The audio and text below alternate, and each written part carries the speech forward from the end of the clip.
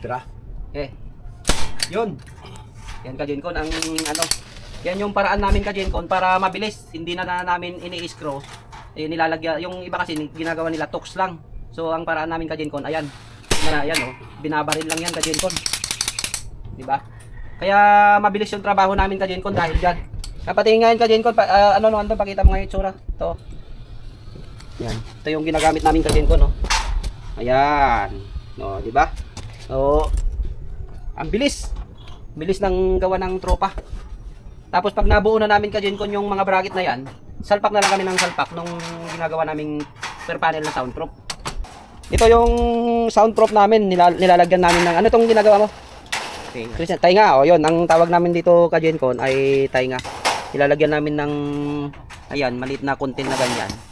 Para ito yung i-screw namin doon sa ginawa namin bracket doon sa wall, saka sa kisame. Yan ka-Gencon. Ito yung ano, isang panel na to ka-Gencon ng soundproof. Yan oh. Nire-rebit lang yan ka-Gencon. Tapos doon sa bracket doon, gagamitin na lang namin ng black screw. Kaya may mga butas na rin yan. Yan oh. Yan may butas. Yun. Tapos ito naman, ano yung ginagawa mo naman, boy? Ano yung ginagawa mo? Barina. Oh, yung barina. Dahil nga sa ang sisipag nitong mga tao na to, nasira yung dalawang barina namin. Buti na lang, mayroon naman kami dito taga-repair. Ito si ano, si Engineer Junjun. Tapos ano yung ito naman si Engineer Andong. Ito yung ginagawang ano, gumagawa sila naman siya ka-Gencon ng panel. Baliktarin mo nga naman Andong. Pakita natin sa viewers natin yung kabila. Ayan, yan yung likod niyan ka-Gencon.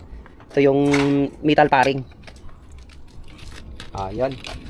Tapos ito naman ka-Gencon, ito na yung pinutol namin na perforated sheet ka-Gencon. May mga talim kasi yan sa mga kantuhan, mga ganyan. So kinikinis naman namin yan. Ayan. Kinikinis namin, ginagamitan na lang namin ito ka-Gencon ng grinder. Yan.